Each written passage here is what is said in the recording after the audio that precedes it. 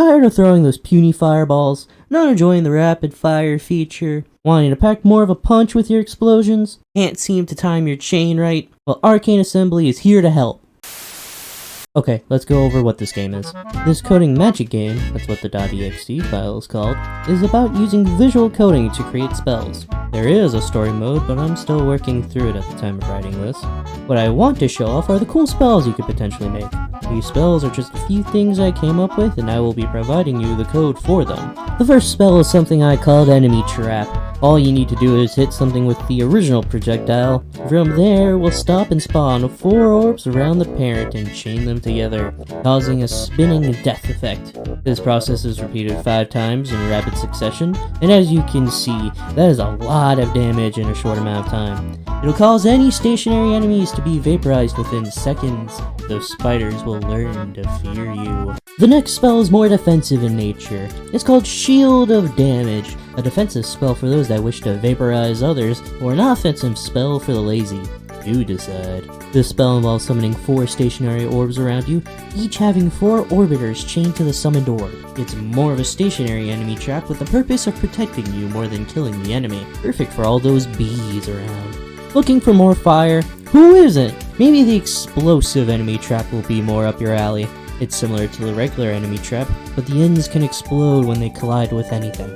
It's more flashy than practical, but fun nonetheless. If you wish to surprise your enemies, nothing is better than a good mine. Hard to showcase but easy to master.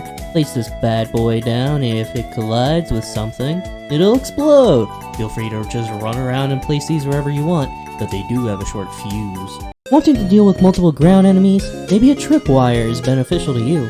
The tripwire is a spell focused around placing a line of connected orbs in front of you. If there's a few ground enemies that need zapping, you must use the tripwire spell. If you wish to stop any oncoming attacks, Warding Shield is what you're looking for. This protection will stave off any oncoming attack with little cost to you.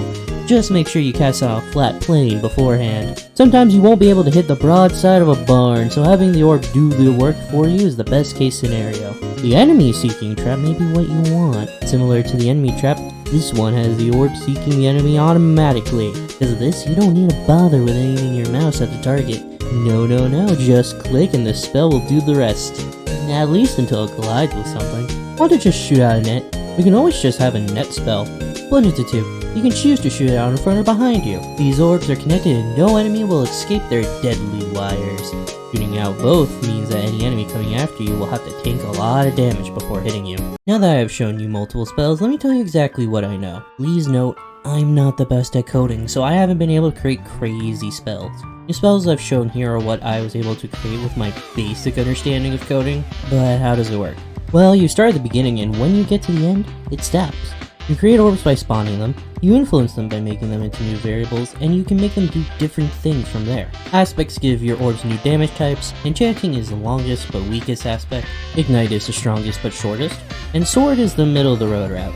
Next would be how repeats work. You need to start and end to repeats and you just have your code in between. The more things you have repeating, the more expensive your spell gets. I mean, did you see some of those enemy traps? There are also collide triggers, which happens whenever your orb collides with an object. This does include walls and floors. It doesn't have to explode, it can do a wide variety of other things. But you have to remember that the self variable refers to the orb now instead of your position. The other very important part I should mention is the if and if section. Whatever is put between the if and end if blocks will run when a condition is met. The conditions are called pools that you can set yourself and have some customization with. I don't use any myself, but I do know how to use it. My knowledge is limited, so I don't know what I would use lists for or what kind of calculations I would do. But I'm sure someone will create fantastic spells with them. I hope this is a good start for you all to create fun spells in this game and try it for yourself.